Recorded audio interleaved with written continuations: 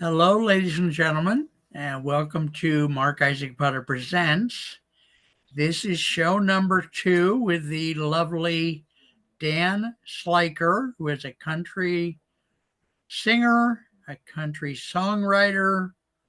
And Dan, there was something you wanted to start us off with on this show number 2. What was that? One of the questions we talked about was how I got into country music, and it's kind of like a story with a big interruption in the middle of it. Like Um, aliens came down and no, I'm kidding. almost. Aliens called the Fab Four. Um, but but Whoa! Ooh. but my parents took me to Disney World when I was really little, and my one of my first like home movies is me dancing with the bears um, from Okay. Country Bear Jamboree, and I loved Country Bear Jamboree so much. It was for people unfamiliar, it's kind of like what we're going to talk about later with my latest album.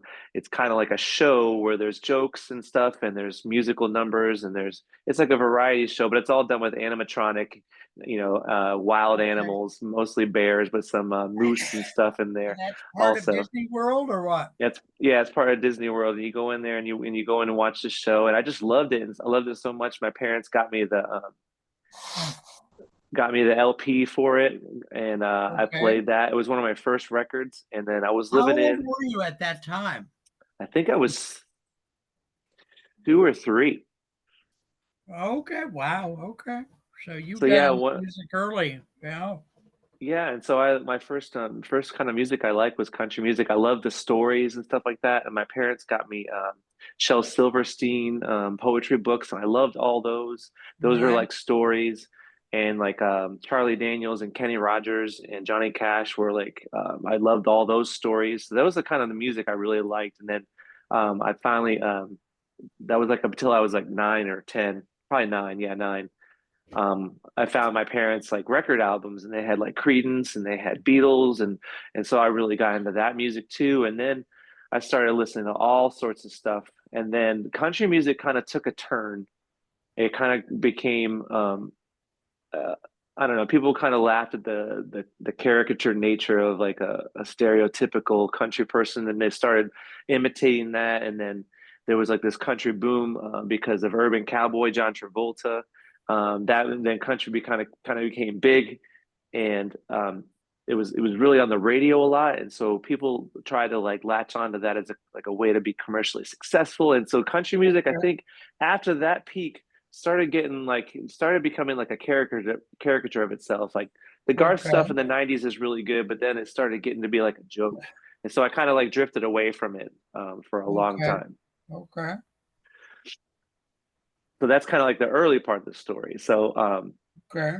fast forward to 2020, I have a dream, and in my dream there's a song playing.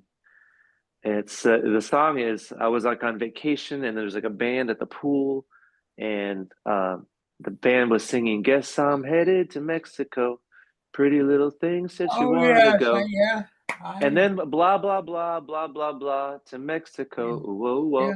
And that's how the song was going. I couldn't. I spent the time. When you're kind of dreaming and you're trying to like, you're dreaming, so you're trying to like stay in your dream. Yeah. So I Yeah. I tried to stay in the dream to figure out that third line, but I couldn't do it. So I just woke up and I went to the other room. I recorded it immediately. It was really tired. It was groggy and everything. And so I'm Yeah. like, I'm gonna finish this song.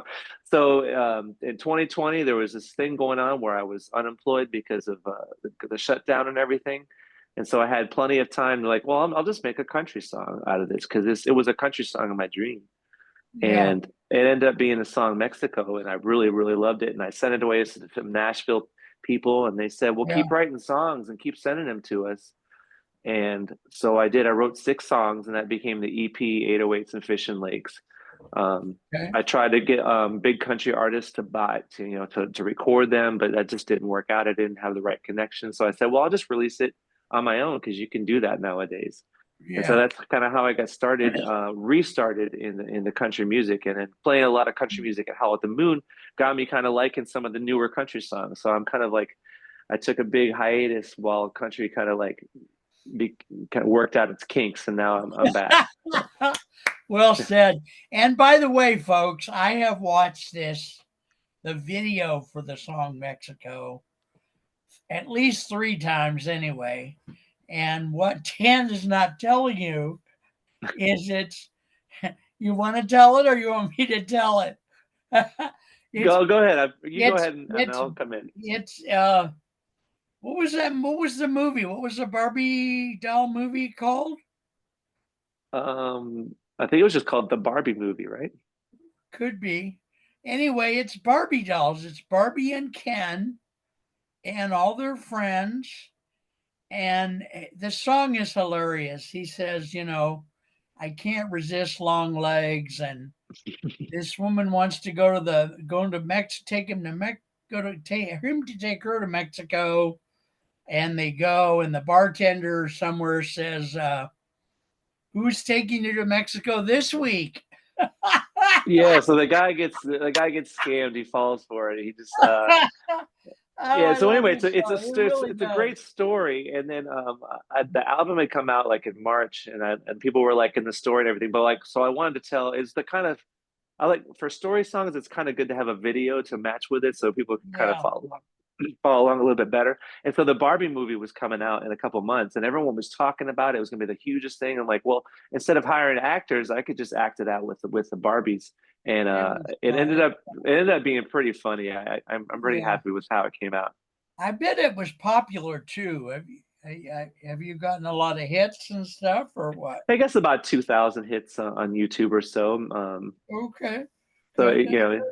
people it kind of got around because of All I right. would tag it with hashtag Barbie, and people who like the movie would kind of get on board and stuff like that. But yeah, so that was the first song that came to me in a dream, and I ended up just I haven't stopped since. I have 16 songs that I've written since then, um, Wow. Very in the good. country vein. Yeah, and I got a whole bunch more in the tank that I'm constantly coming up with ideas. So Good. I I have several things I want to say to you about the show, about this production we're doing today. I don't know whether to say them all here, but one of them is I may perhaps have found a way to get you more views and get other people more views than I usually do. I'm not sure yet, but I'm going to try it on your first show and see if I can get a lot more views than we usually do. But it's going to take time because first the show has to go to the editor, and then I got to do this, and then I got to do that. And so it will be a while, but still, we're going to try to do that. So, um, well, I'm not going anywhere. So yeah. So just tell us more about any part of your musical existence that you want to tell us. I'm fascinated with you. As you know, your mom and I have known each other for I won't say 2,000 years because she's not 2,000 years old, but I am. I grew up with Abraham Lincoln's father, so uh, yeah. Just tell us anything you want, or I'll go back. I can go back to the interview questions and see what they have to say. I'm sure we got tons of interview questions in here. You have well, anything you one want thing to tell us off the top of your head? Like, what have I not asked you that you would like to tell us? Well, one thing we teased at the end of the last show is the new album, Sellouts and Train Tracks, how it's kind of a combination of a couple different things. Oh, yeah, let's do that. Yeah. There's an article, folks, ladies and gentlemen, in Rattle magazine about Dan and his newest album. And it tells us very beautifully that Dan and his style are something relatively new in country music, rather. And he has a lot of throwback things that are heartwarming and familiar. And this is like one of the several new niches within country music. And uh, I I may or may not have that actually pulled up, but the guy Josh Rice was his name, or Ross, Jack Ross, Jack Rush. Jack Rush. Yeah, he Mhm. said, it's new, it's fresh, it's taking a different direction. You, of course, on your album, you have instruments that are not normally in country music. Tell us about that. How do you see yourself as someone who's kind of breaking through a different niche, or you don't really see yourself that way?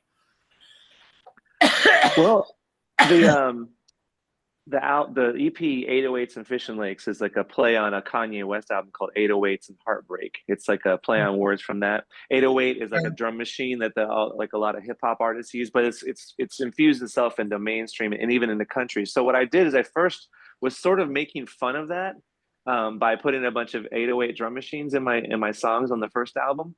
And Right, but I ended up really liking the songs, and it ended up being an interesting mix of things. So in this next album, I had written some songs that are more pop and some songs that are more rock, country, like Southern rock, and some that were more traditional. And so I didn't know how to put them all into one album and have it sound like it all belonged together. So right, I could have put out a couple different EPs, some shorter albums, but I figured if I could have like a show where there's two different bands, I can call the first band the Sellouts and the second one who does more traditional stuff with mandolins and fiddles, the Train Tracks. I can have them both on the same show, and like I could do a Country Bear Jamboree hee haw kind of thing from my childhood, and it would be kind of right. fun. I did all the voices for all the hosts and all the guests and everything like You that. did all those voices? Yeah, that was me. All different variations of me. Are you serious? Yeah, I didn't know that. and the voices are That's a cool. whole bunch of people. Gee Uh, whiz. the voices are a cool dedication to if just to get off on a sidetrack. The host is Mordecai O'Shea, who goes by Morty, and then there's Right, Bixby, who goes by Bix, and there's Bray, who's the sort of like a donkey kind of character. He talks right, really low, and one of their products that they're pushing is Buck's Balm to rub on yourself. right, And right. so at the end of a Dr. Seuss thing called a book called All the Places You'll Go, it says whether your name be um, Bucksbaum, Bixby, or Bray, or Mordecai, Olivan, Alan O'Shea, you're off to great places, you're off and away. And so that was like a little dedication to my Dr. Seuss I upbringing. I Um, didn't read Dr. Seuss, but Yeah, that's a little aside to that. But anyway, back to the okay. album. Um, so it starts out with this band that's more modern or whatever, and they use the 808 drum machine on one of the songs, and the crowd doesn't like it. And then they introduce like the more traditional band, and everyone gets into it. So that's kind of like a concept album. Like I said before, I'm not famous enough to do a concept album, but I just wanted to do it for myself. Right. A lot of shout outs to friends and family members and some of my influences and things like that. That I enjoy putting it in there. Um, my daughter took karate for a while, and one of the senseis at her dojo was Sensei Allison. I thought that was like a funny juxtaposition of traditional senseis and a name that you wouldn't really associate with a karate expert. Right, right, There's right. not many people fearing Allisons beating their butt in an alley somewhere. So that's one of the references I put in there. But there's several just things that they basically just amuse me. I've kind of like I've made it so specific that I'm the only one who really loves the album, I think. But maybe we'll get Well, some other people I liked find it some a other lot, people and who I'm do as sure well. others will. So yeah, yeah, very cool. All right. So anything else you want to say in particular about this? You're not giving it a name. I know that this new niche within Oh country yeah, music. we Do could talk about you that.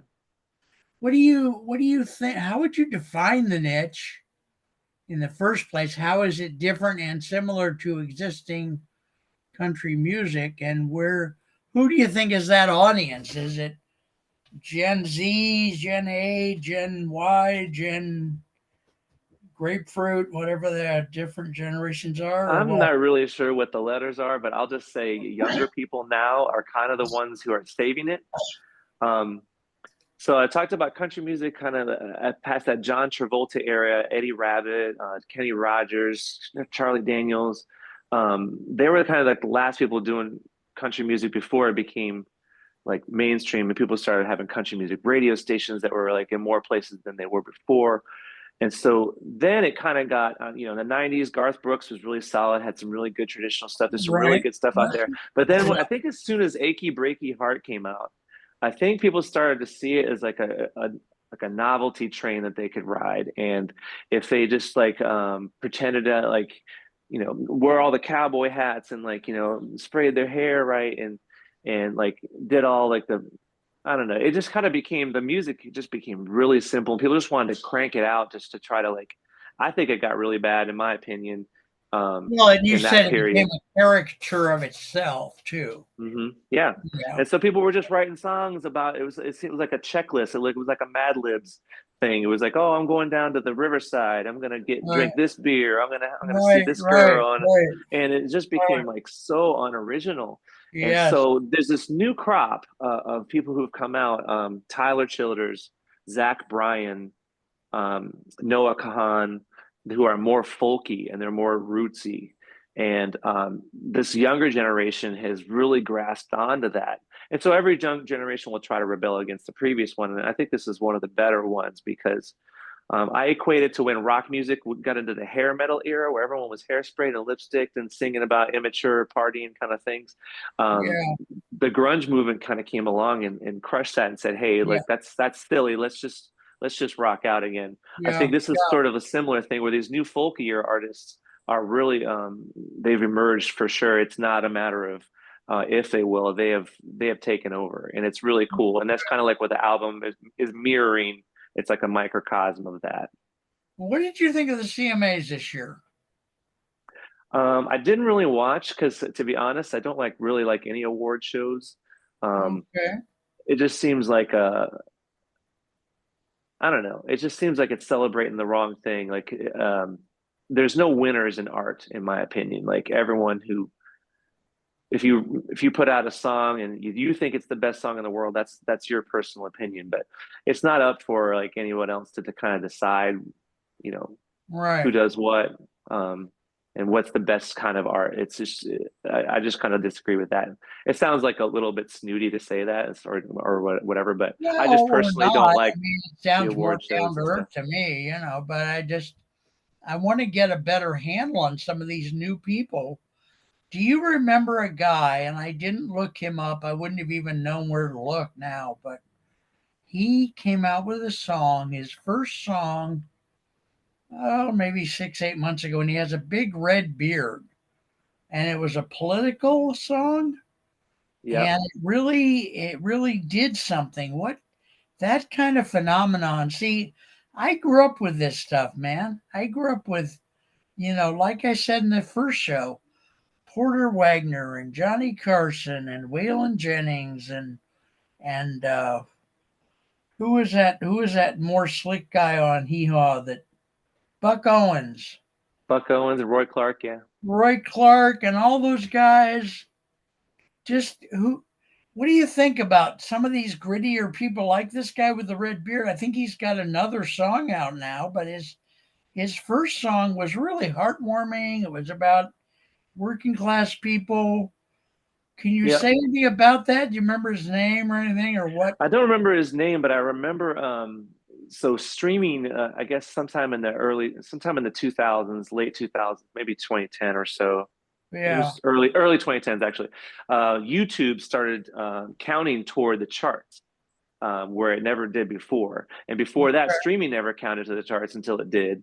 That was in the Okay. 2000s. Okay. So this guy puts out this video, and it clicks with a certain like part of the population, Right. and it spreads and it spreads. They're sharing it. You got to hear what this guy's saying, and that song was all Right. about the words, and it had so many views on YouTube that it actually charted at number one on the charts. And Wow. so that's just like and then it was gone the next day because once people had seen it, it didn't have any sustained like thing because of Right. like Right. there was like a tour going on or like a Well, record that and it they could was it buy. was political too, and they don't Hmm. last too long. So Yeah, But and so it was just kind of like the nature of like an unsigned artist. If someone does flash like that, they don't have a record deal or anything, and it'll go right back down. Now, if he got signed and he has a new album out, he's got a chance to have some more success for that. yeah, But an interesting story, if you haven't heard his, is one of the guys I mentioned earlier, Zach Bryan. He was in the military, and he would just play his guitar, and he had this old style, just him and a guitar. His first anyway, he would just play for his friends, and his friends would video him, and they put up YouTube videos of him, and they said, you gotta do this, you gotta quit the I think it was in the army. He's like, you gotta quit and you gotta be a full-time singer. He's like, oh, I don't know about that. And so they put his videos up. And he became a viral sensation. Everyone just loved his songs because they were so heartfelt and they were so rootsy. And um, right. these record companies were offering him deals or whatever, and the military gave him an honorable discharge and said, "Hey, yeah, you got something big ahead of yourself. Go out." And now Oh, now he okay. sells out stadiums around the world. He sells out stadiums in Australia, in in the United Oh, States, and everywhere. And so okay. and he got it from a really earnest place. His first album is just him and an acoustic guitar. There's no other instruments. There's no computers tuning his voice. It's just that, and it's real raw, and it's really good. And he's one of those people who just he's one of the pioneers of the new resurgence of traditional folk and country music. You should do a podcast. No, what's his name again? Zach Bryan. Zach Bryan. Okay. Hmm. All And he was right. even going up against there was an established country star called Zach Brown right before him, and there was a Oh, Luke Bryan. And so for him to come oh, out and use geez. this for him to come out Still, and use this real name as Zach Bryan, he's like a combination of those two. Might have caused confusion. It might have caused like some fancy agent to say, "No, you got to change your name so there's no confusion." He was just like, "No, this is me," and he became more famous than both of them right now. yes, that's amazing. Of all the other people in country from back in the trying to figure out how old you are, I have no idea, but back in the 50s and 60s, who did you like the most, or who were like the top two or three? Now I've Well, messed up my. Go ahead. I loved the story songs. So Charlie Daniels, I had Okay. that album with Devil Went Down to Georgia on it. That was one of the best Right, story songs ever. I right, loved Kenny Rogers. I had Kenny Rogers albums from my mom, right. um, and I loved the story of Ruby. I loved Coward of the County was one of my favorite ones. I still cry when I hear that song. Um, Oh, wow. Johnny Cash, I love Shel Silverstein. So then I heard, Shel Silverstein actually was the poet. He wrote Boy Named Sue. So I like that. I like those kind of things. So Right. those are the artists. And Eddie Rabbitt was on the radio when I was younger. And I loved a couple Oh, of his songs. That was part of that urban cowboy surge when country music was actually on the radio for a little bit. And okay. All right. Barry Gibb was writing country songs instead of songs for the Bee Gees. Barry Gibb, huh? Oh boy. Yeah, he wrote Islands in the That Stream for Kenny Rogers and I Dolly didn't Parton. know. Yeah. Yeah, yeah. Oh my God. All right. Well, we're getting close to the end, but I'm gonna we're gonna wrap up for today. But I'm gonna encourage Mr. Slyker to be on the show every 4 to 6 weeks, something like that. Ladies and Hey, gentlemen, I'm thank happy to be you. here. Well, we love having you. And, we can do some conversations about artists, about other artists. So we're the lot we can. Ladies and gentlemen, you know my name, and my guest is Dan Slyker, who is an amazing human being. His wife says he's very handsome. That's what I've heard. Her name is Heidi, right? What's your wife's name? Yep, Okay. yep. I pay her well to And say those things. so we'll see you folks soon, and these shows will be out in a little while. So just keep an eye on my YouTube channel for them. And Dan, thank you for being here today. We Thank you for appreciate having me. it so much. God bless you, folks. Talk to you soon.